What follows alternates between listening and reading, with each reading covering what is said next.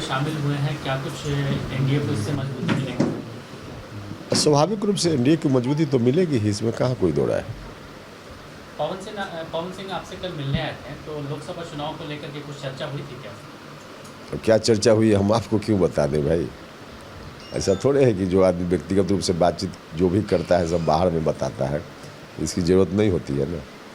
क्या कौन से जाने से एनडीए मजबूत हो क्या सर? लेकिन इसका जवाब तो दे दिए, या फिर वही दोहरा रहे हैं सवाल आप। क्या लगता है सर, इस बार विधानसभा चुनाव में आरएलएम कितनी सीटों पर लड़ेगी? ये तो गठबंधन में जब तय होगा तो बताएंगे, अभी तय नहीं है।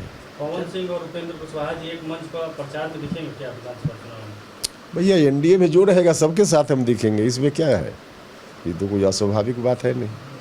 सूत्रों से ऐसी जानकारी निकल कर सामने आई कि पवन सिंह लगातार कई दिनों से आपसे मिलने का प्रयास कर रहे थे, लेकिन आप समय नहीं दे रहे थे। ये सूत्र आपका है, मुझको नहीं मालूम क्या सूत्र। हमने बार बार पहले भी कहा, लोकसभा चुनाव में वोटों का डिवीजन हो गया,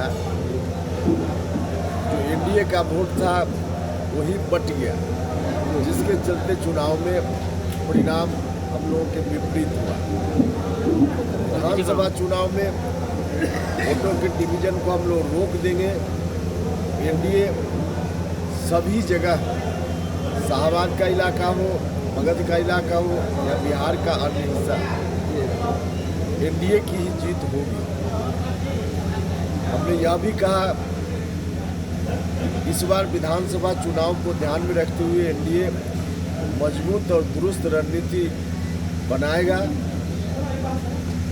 और उस दिशा में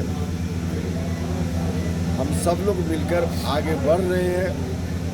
एनडीए की जीत को कोई अब रोक नहीं सकता। जो जहाज से पंछी उड़ा था फिर जहाज पे आ गया।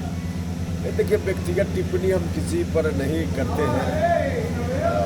हम एनडीए के हक में सोचते हैं, एनडीए के इंटरेस्ट की बात करते हैं, क्योंकि एनडीए जनता के हित की बात करता है। पवन सिंह जी से मुलाकात हुई है सर? मुलाकात हुई है तो सार्वजनिक खबर है, इसमें क्या मुलाकात हुई? एनडीए मजबूत होगी सर इस? निश्चित रूप से एनडीए को लाभ मिलेगा।